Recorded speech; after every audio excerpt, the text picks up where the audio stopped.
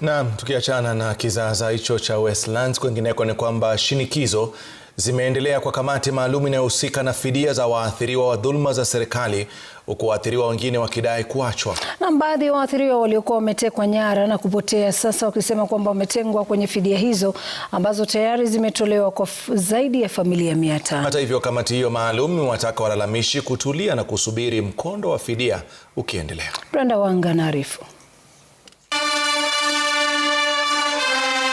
Zimepita wiki 3 sasa tangu Rais Ruto kusimama Ikulu ya Nairobi na kutangaza kuanzishwa kwa shughuli ya kufidia waathiriwa wa visa vya ukiukaji wa haki za binadamu. Katika hatua mbili za malipo, zaidi ya familia 500 zimepokea shilingi milioni 674. Miongoni mwa waliofidiwa ni wale waliopoteza jamaa zao, kupata majeraha na hasara za kibiashara, pamoja na wale waliopata dhuluma za kijinsia wakati wa maandamano. Lakini kinachoshangaza ni kutokuwepo kwa manusura wa matukio ya kutekwa nyara kwenye orodha hiyo. Sisi tunaona hii fidia imekuwa na fiche mingi sana na ni ukora, na hakuna mtu amelipwa kufikia sasa. Tume ya KNCHR iliorodhesha makundi yanayostahiki kufidiwa.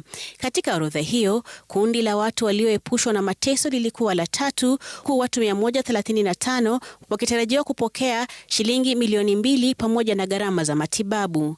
Nafasi ya 6 inahusu visa vya kutekwa kwa nguvu, ambapo watu 35 wanatarajiwa kupokea shilingi milioni 1.5 pamoja na gharama za matibabu. Malipo yanaendelea, lakini familia za watu walioteswa na wale waliopotea hazijajumuishwa bado. Profesa Makao Mutua, ambaye anaongoza jopo la kushughulikia fidia, anasema hakuna mtu aliyeachwa nje. Anasisitiza kuwa mchakato huo unafanywa kwa utaratibu maalumu.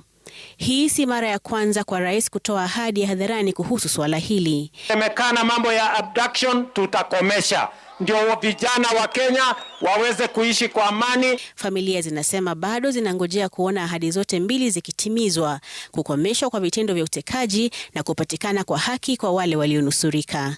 Brenda Wanga, Runinga ya Citizen.